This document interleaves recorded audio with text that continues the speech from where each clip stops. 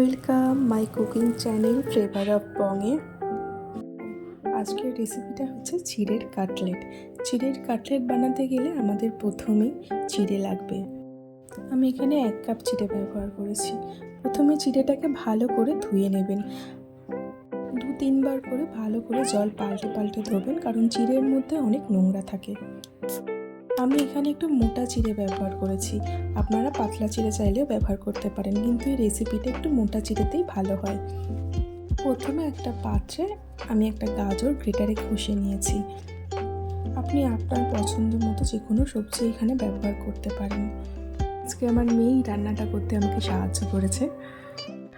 ও রান্না করতে খুবই ভালোবাসে, মাঝে মাঝেই চলে আসে আমাকে সাহায্য করতে। তো এরপরে আমরা নেব পেঁয়াজ কুচি। আমি একটা গোটা মিডিয়াম সাইজের পেঁয়াজ ব্যবহার করেছি, আর ক্যাপসিকাম দিয়েছি 1/4। এরপরে যাবে ধনে পাতা। এবার কি দেবে? আলু সিদ্ধ।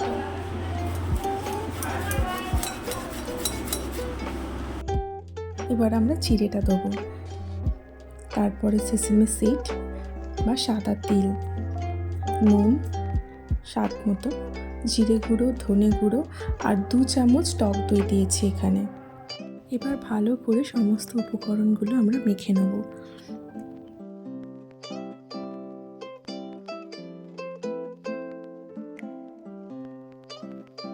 এবার এর মধ্যে আমি বাইন্ডিংয়ের জন্য একটু ভেজে রাখা বেসন দিয়েছি। আপনি এটা 2 চামচ কি 3 চামচের মতো দিতে পারেন। তারপর এর মধ্যে আমি চাট মশলা, একটু কাসৌরি মেথি, আমি গোটাই দিয়েছি, আপনারা একটু রোস্ট করে কড়ার মধ্যে তারপরে দিতে পারেন। কাসুরি মেথি। এবার এটা ভালো করে মেখে নিতে হবে। কি করে মাখবো? চামচ দিয়ে? চামচ দিয়ে মাখা যাবে তো? না,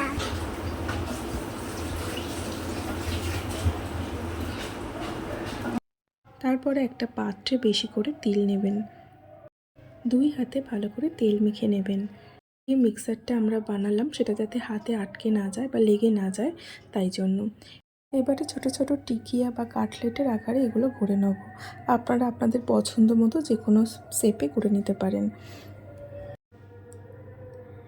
এবার ওই সাদা তিলের ওপরে একটু চেপে চেপে যাতে খুলে না যায়, ওই টিকিয়াগুলো বা কাটলেটগুলো আপনি ভালো করে লাগিয়ে নেবেন। দেখুন আমি যেরকমভাবে লাগাচ্ছি ঠিক এরকমভাবে যাতে চেপে চেপে লাগাবেন, যেন খুলে না যায়। সমস্ত পুরগুলো এইভাবে আস্তে আস্তে গড়ে নেবেন। এরপরে গ্যাস জ্বালিয়ে ফ্রাইং প্যান বা গ্রিল প্যান বসিয়ে, আমি বাচ্চার জন্য বানাচ্ছি বলে এখানে অল্প তেল ব্যবহার করেছি, আপনারা চাইলে ডিপ ফ্রাইও করতে পারেন। গড়ে রাখা টিকিয়াগুলো আপনি একে একে ফ্রাইং প্যানের মধ্যে সাজিয়ে দেবেন। 2 দিক ভালো করে গোল্ডেন কালার আসা না পর্যন্ত ভেজে নেবেন।